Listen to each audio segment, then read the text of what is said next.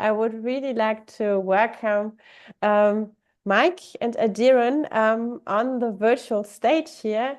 Adiran is a Bayer colleague here from crop science, a computational life scientist. And as you can see on the picture here, that was from this year's Science Award ceremony where he and Mike together presented their research in this symposium.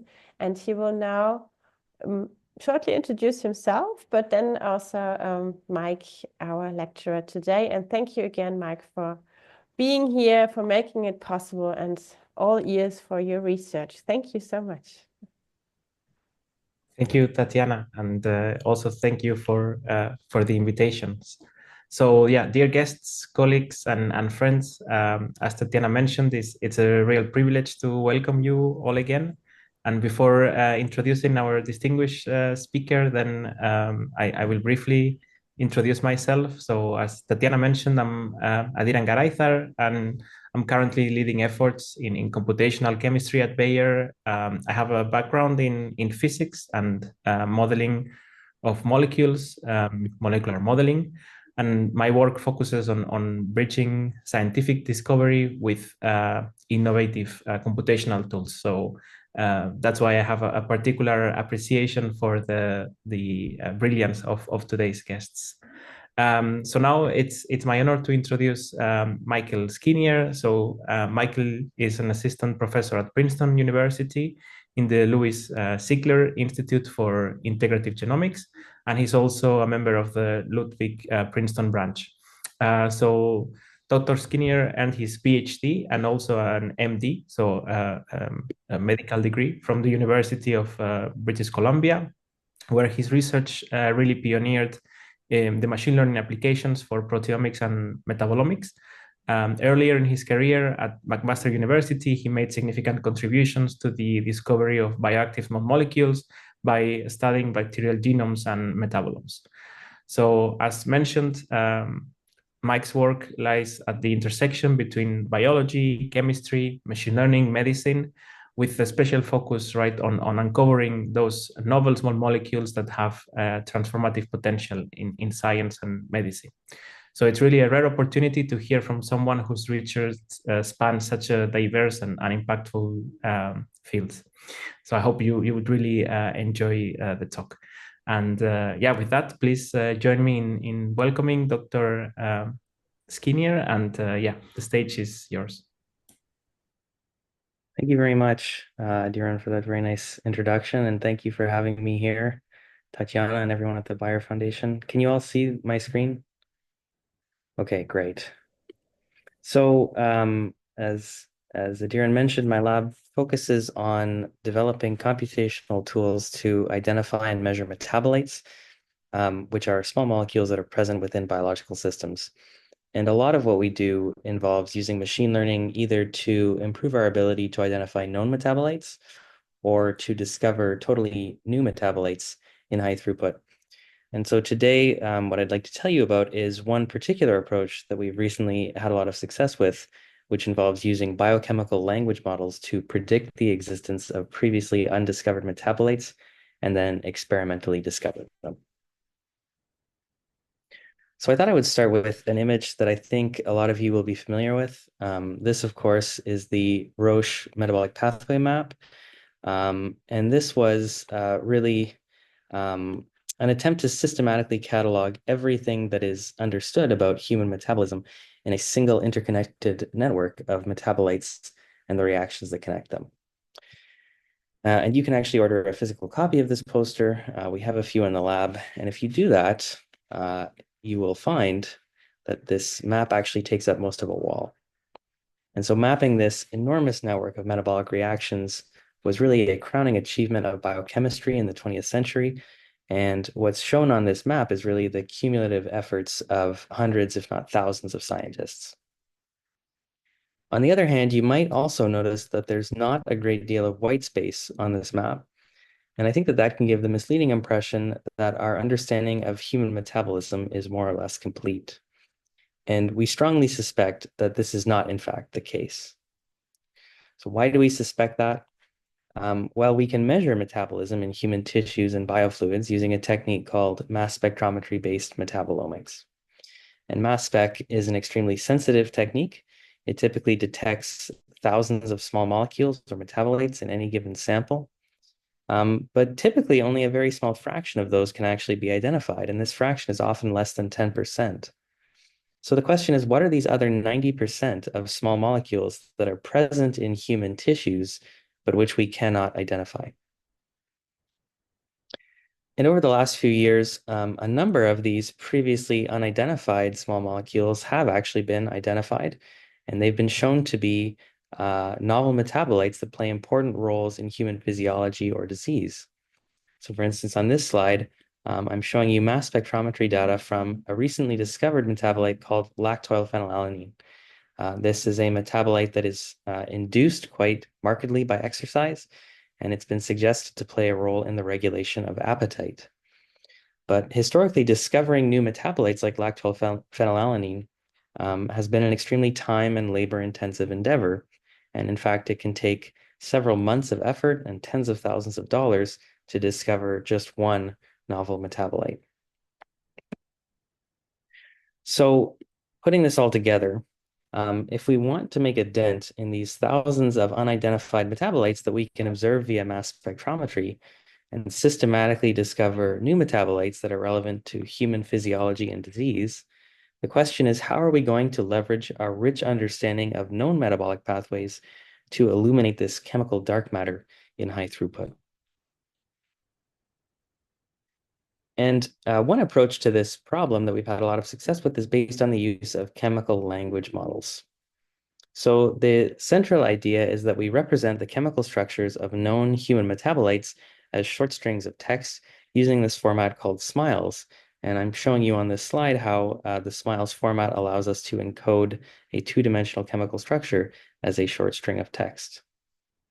And the reason that we do this is because encoding metabolite structures as text allows us to use the same kinds of neural networks that have been so successful in learning the syntax and semantics of human language to instead learn the biosynthetic logic that's embedded within the structures of known metabolites. And ultimately, our vision was that by doing this, a chemical language model would learn from the structures of known metabolites to predict the structures of as of yet undiscovered metabolites, which we could then target for experimental discovery. So we've implemented these ideas in a chemical language model that we call DeepMet. DeepMet is a language model that's been trained on the structures of all known human metabolites. And I'm going to tell you a little bit about what DeepMet can do. And I should say that much of the work that I'm going to show has been done by Tony, a PhD student in my lab. And it's also recently been posted to bioRxiv. So if you find this particularly interesting, you can check out this preprint. So I told you just a moment ago that we hoped that DeepMet would be able to learn from the structures of known metabolites to generate new metabolite-like structures. And so the very first thing that we wanted to do was to establish that this was in fact the case. In other words, that our language modeling approach had worked. And we were able to show through 4 different lines of evidence that our language model DeepMet successfully generated novel chemical structures that very much resemble known metabolites. So the first of these lines of evidence is that when we visualize the chemical space of known metabolites and generated molecules in 2 dimensions, we see an almost perfect overlap between these 2 sets of structures. So in the plots on this slide, the X and Y axes are showing a 2-dimensional representation of chemical space, and every point is a chemical structure. And you can see that there are very few regions of chemical space that are populated exclusively by either known metabolites or generated molecules, and this suggests qualitatively that our model is generating metabolite-like structures. Of course, we also wanted to evaluate our model more quantitatively. And so to this end, we next asked whether we could train a second machine learning model to tell apart the known metabolites from the generated molecules. We did this using a cross-validation strategy. So we split the generated and known metabolites into 10 folds. And we asked whether a model trained on the first 9 folds could tell apart generated versus known metabolites in the 10th fold. And remarkably, we found that this model, in fact, could not tell apart these 2 categories of structures with better than random accuracy. So in other words, the generated molecules are structurally indistinguishable from known metabolites. We also asked whether some of these generated molecules could be rationalized as enzymatic transformations of known metabolites. And so to test that idea, we used a tool called Biotransformer, which implements a library of enzymatic reaction rules like the ones that I'm showing at the right. And we found that almost 80% of the one-step enzymatic transformations of known human metabolites that were predicted by a biotransformer could be recapitulated in a rule-free manner by our language model. And then finally, we found that generated molecules demonstrated a much higher degree of structural similarity to at least one known human metabolite than molecules with identical chemical formulas that we sampled at random from PubChem. Now, one thing that we noticed over the course of these experiments was that not all of these novel chemical structures were equally likely to be generated. So this plot is showing you the frequency with which each unique chemical structure appeared in a sample of 1 billion smile strings that we drew from this trained language model. And so at the top left of this plot are chemical structures that were generated once or twice or a handful of times. And these account for the vast majority of the unique chemical structures that the language model ever generates. On the other hand, at the bottom right, there's a long tail of novel chemical structures that are being generated thousands or even tens of thousands of times. And so we wanted to understand what exactly these frequently generated structures were.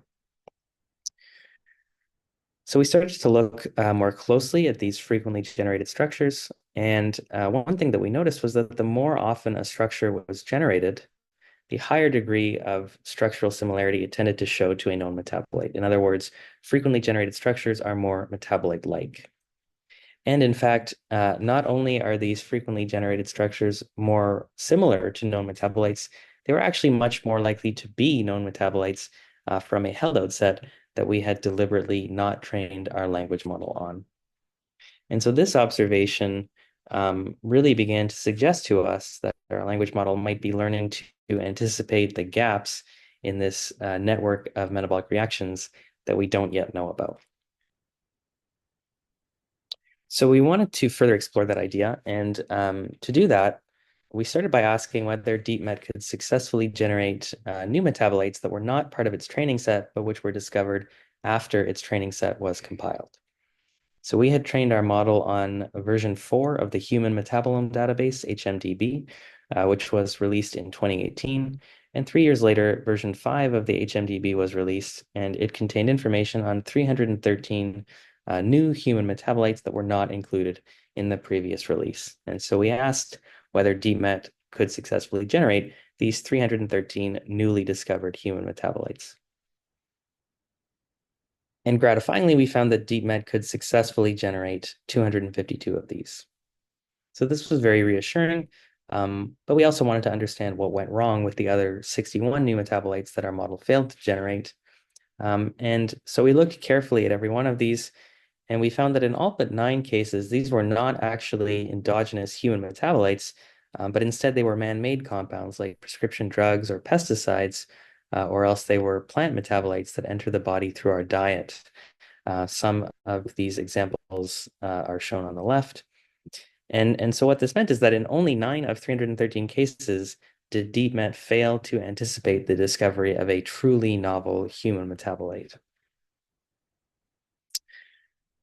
We also looked at the frequency with which these newly discovered metabolites were being generated by our language model, and we found that the frequency alone actually separated these newly discovered metabolites from the background of all generated molecules with a remarkably high degree of accuracy. So this implies that we can actually forecast the specific metabolites that are most likely to be discovered in the future. For instance, when we focused specifically on the 10,000 most frequently generated molecules, we found that subset contained 105 of the 252 newly discovered metabolites that DeepMet ever generated.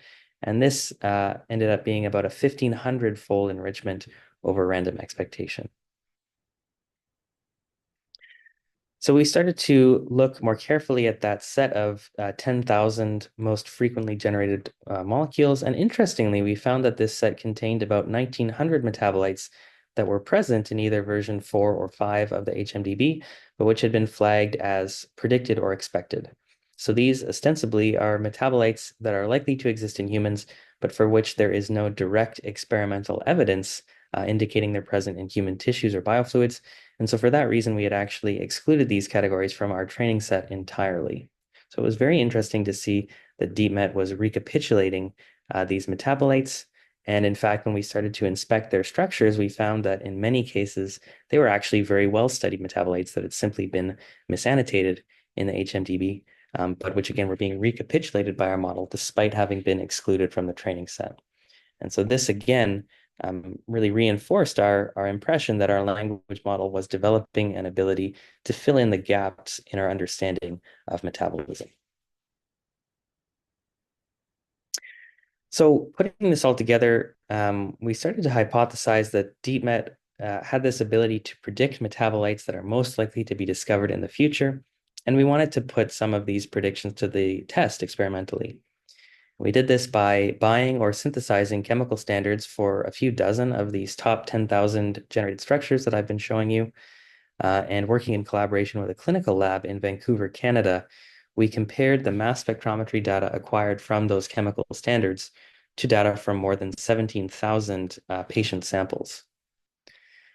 And this experiment allowed us to discover 21 novel human metabolites, for instance, this acylated tryptophan derivative that I'm showing on the left, or this lactyl amino acid on the right. And so given that it can take several months to discover just one new metabolite, it was quite exciting to us that we had been able to discover more than 20 in a single experiment.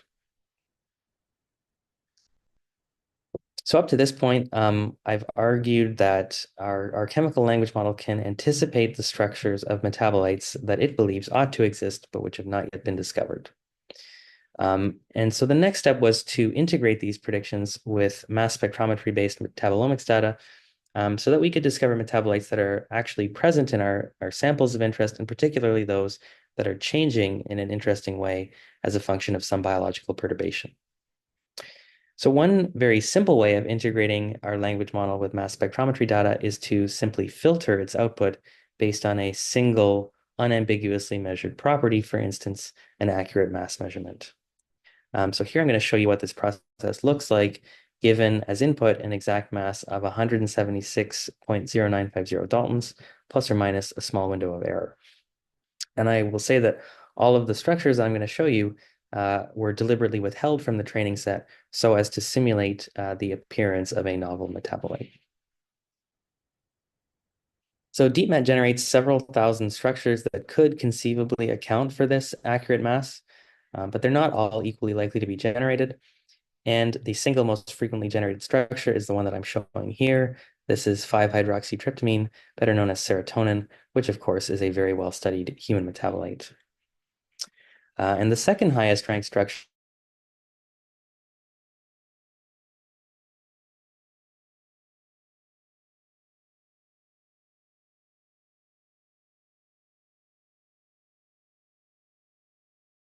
are variations on these same two scaffolds. So I think the key point here is that given really minimal information about an unidentified small molecule, as little information as its accurate mass, our model can produce a ranked list of hypotheses about the structure of this unknown metabolite.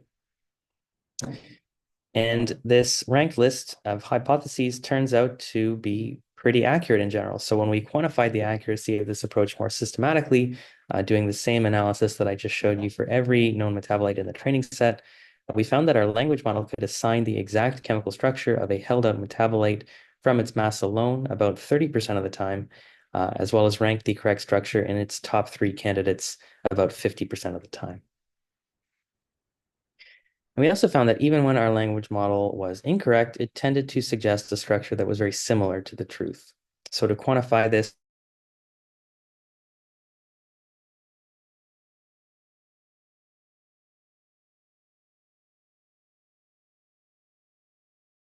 meaningful similarity or a close match.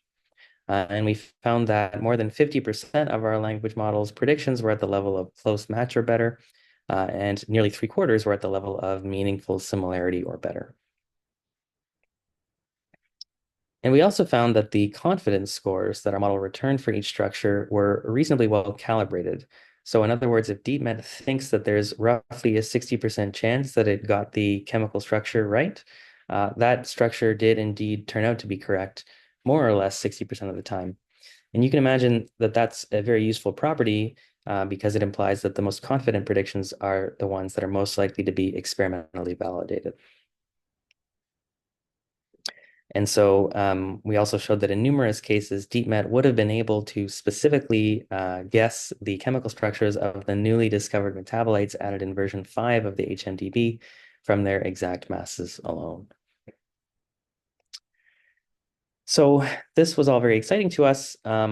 However, it is important to say that accurate mass measurements alone don't really allow us to experimentally differentiate structures with the same chemical formula. And for that reason, most metabolomic approaches use a technique called tandem mass spectrometry, also known as MSMS. If you're not familiar with MSMS, essentially it involves fragmenting a molecule into smaller pieces and then measuring the masses of each of those fragments.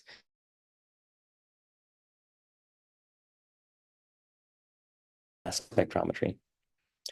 And so we next asked whether we could integrate this tandem mass spectrometry data, MSMS, with our language models' predictions. And we found that by predicting the tandem mass spectra for each of these generated structures, we could improve on the performance of the language model alone.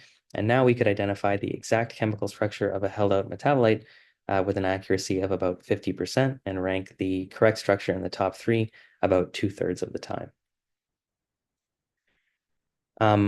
So over the years, people have collected a lot of tandem mass spectra from human tissues, and many of those mass spectra have been deposited in public databases.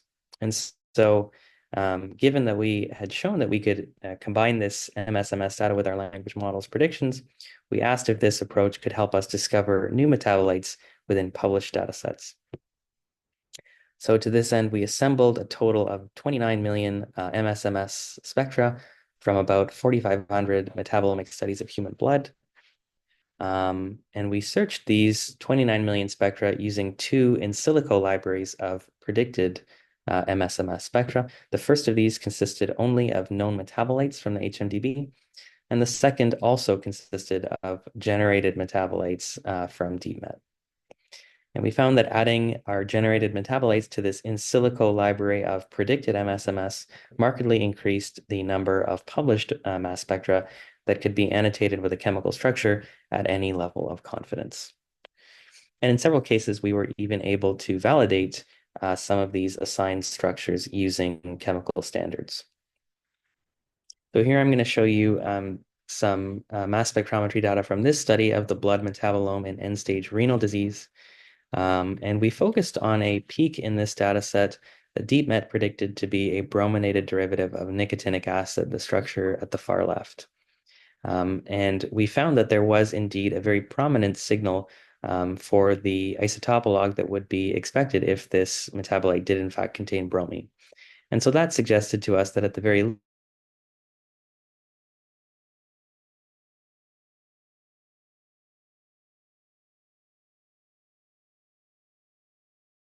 different labs, several years apart, there was quite a convincing match between this published MSMS data from human blood and our synthetic standard. And this supported that the structure assigned by DeepMet was likely correct. In a second example, we focused on this data set, a study of the human blood metabolome in patients with sepsis. And we focused specifically on a peak in this data set whose intensity significantly separated patients with sepsis from healthy controls, but which had not been annotated in the study itself. And so again, we ordered the chemical standard that was predicted by DeepMet and found that this supported the assigned structure. And so this was quite exciting to us because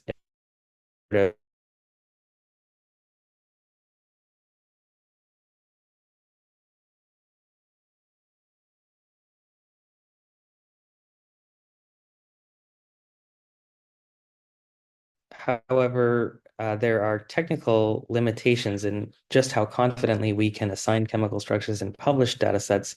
And the reason is that essentially there are very strong batch effects between laboratories in the mass spectrometry data that's collected on different instruments and different analytical setups. And so finally, we sought to apply DeepMet to a metabolomic data set that had been collected here at Princeton by our collaborators in the Rabinowitz lab, who had profiled 23 mouse tissues by mass spectrometry-based metabolomics. We used DeepMet to assign chemical structures to every peak in this data set. And then again, we ordered or synthesized chemical standards for a few dozen of those predicted structures. And these experiments led to the confirmation of another 21 novel mammalian metabolites in mouse tissues. So, for instance, on this slide, I'm showing you a non-proteinogenic dipeptide that's highly specific to the mouse small intestine and kidney. And at the right, you can see that there's an essentially perfect match between the mass spectrometry data we acquired from this chemical standard and the data from the mouse small intestine.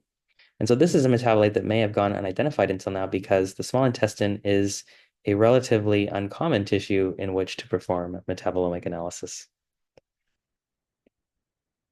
Here's a second example. This is a more ubiquitous metabolite. We confirmed the structure in the mouse urine, but the same metabolite is present at moderate levels in quite a wide range of tissues. And so this metabolite may have gone unidentified until now because it's a relatively low abundance compound. And for a subset of these novel metabolites, we were even able to establish their biosynthetic origins by infusing isotopically labeled precursors, such as 13C labeled amino acids. So for instance, we found that the first metabolite I showed you is made, as you might expect, from cysteine and serine, whereas the second is made from serine and methionine. And so this begins to tell us not only the structure of the novel metabolite, but it also starts to point towards where in this map of metabolic pathways these novel metabolites fit in. So now that we've built this technology that we're very excited about, and we validated quite thoroughly at a technical level that we can use DeepMet to discover new metabolites, we're starting to apply this language model in a more focused manner to discover metabolites that are involved in human disease, and we have a specific focus on cancer. So for instance, here on this slide, I'm showing you mass spectrometry data from an unidentified and ostensibly novel metabolite that is strongly associated with cachexia in a mouse model of lung cancer. And this is data collected by Eileen White's lab at Rutgers. So cachexia is quite a devastating syndrome in which cancer patients lose a great deal of their muscle mass. It's quite negatively associated both with survival as well as with quality of life, but the underlying mechanisms are still not very well understood. And so we're hopeful that DeepMet could help us discover novel metabolites that may be involved in the pathogenesis of cachexia, such as this one. And another observation that we're starting to follow up on is this quite unique ability of DeepMet to assign chemical formulas or even complete chemical structures from a single accurate mass measurement alone, like in the case of serotonin that I showed you earlier. And we think that this could be very relevant to some of the applications of mass spectrometry that are actually the closest to clinical practice. So for instance, there's a very interesting technique called intraoperative mass spectrometry that allows one to directly measure metabolism over the course of a surgical procedure, for instance, by subjecting the smoke that's released by electrocautery to mass spectrometry analysis. However, because this data is very technically different from the type of data that's collected in typical metabolomic studies, intraoperative mass spec is really not seen at the moment as a platform for metabolite discovery. And we think that with some modifications, DeepMet might be able to unlock metabolite discovery within these data sets. So I think I'll end there and maybe just finish by sort of summarizing what I talked about. So we've trained a language model called DeepMet, which has learned from the chemical structures of all known human metabolites to predict the existence of novel, as of yet undiscovered metabolites. We validated a number of these predictions experimentally, and we've also shown that we can integrate our language model with mass spectrometry-based metabolomics data to enable de novo structural elucidation of unknown metabolites in complex tissues. Looking towards the future, we're continuing to apply DMET now to discover new disease-associated metabolites, and ultimately we feel that DMET could unlock new metabolomic technologies for metabolite discovery. So I want to thank everyone in my lab who's contributed to this project. Tony has really driven much of this work, but Lucas, Vishu, and Udi also have played important roles.